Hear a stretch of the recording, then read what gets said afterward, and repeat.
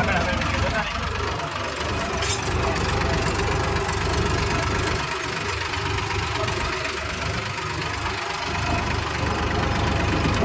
ટ્રેક્ટરમાં થોડુંક કામકાજ કરવું ને સર્વિસ કરાવીએ ને એ આપણે જઈએ પોરી ટ્રેક્ટર લઈને.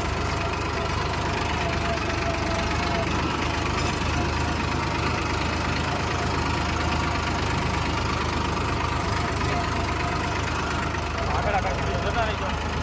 લાઈક કરે સબસ્ક્રાઈબ કોમેન્ટ કરવાનું ભૂલતા નહીં.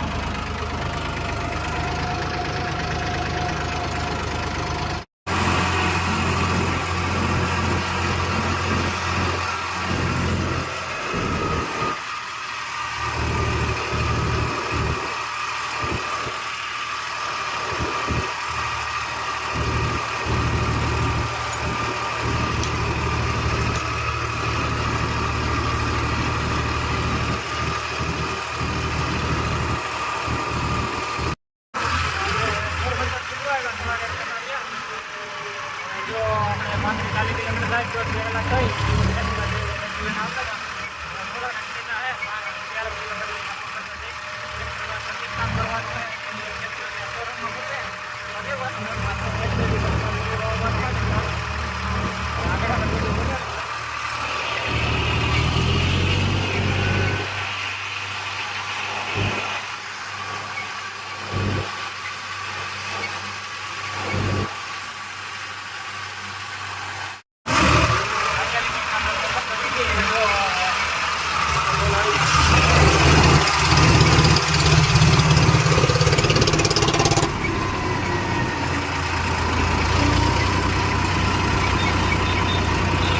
ભરાય છે.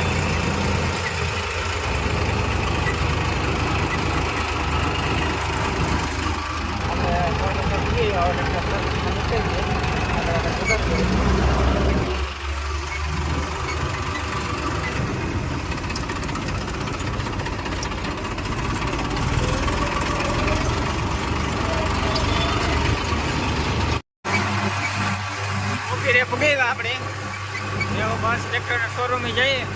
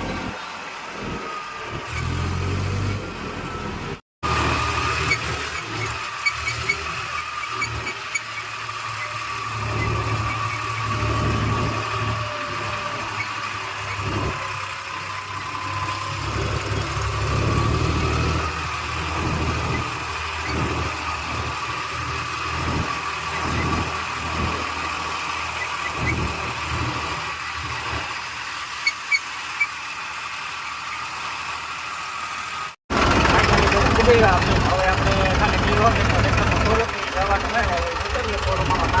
જોતા જઈએ.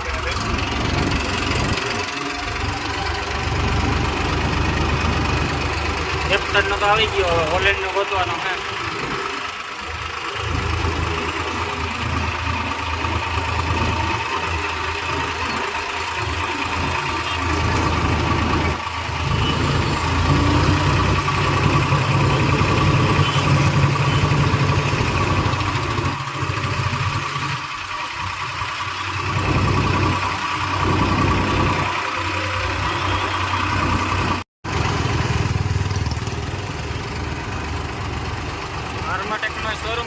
આપણે હોલેન્ડનો શોરૂમ જે નથી દેખાણો અહીંયા જે આગળ છે ધીરે ધીરે જઈએ.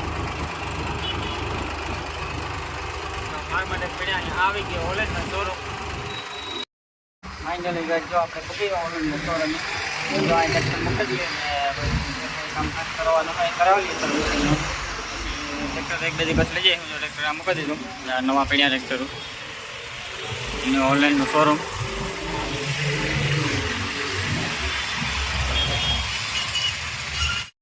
જો આપણે ટ્રેક્ટર મૂકી ગયા પોરબંદર ને ભાગી ગયા. જો અટાણે હાઈના 4 વાગ્યા ને ટ્રેક્ટર મૂકીને આવતા રહીએ. ટ્રેક્ટર 2 દીની વાર લખીએ. 2 દી પછી પાછું લેવા જવાનું છે. ટ્રેક્ટરમાં જેના મોટું કામ મલકનું હતું સર્વિસ કરવાનું છે અને ઓઇલ ને બધું બદલાવાના છે. ટ્રેક્ટર આપણે મૂકીને ભાગી ગયા. એવું જો અટાણેથી નેવર્યા હતા. એવું મળીએ નવા વ્લોગમાં, બીજા વ્લોગમાં. નવા હોય તો લાઈક શેર સબસ્ક્રાઈબ કરવાનું ભૂલતા નહીં. આજનો વ્લોગ એટલો જ.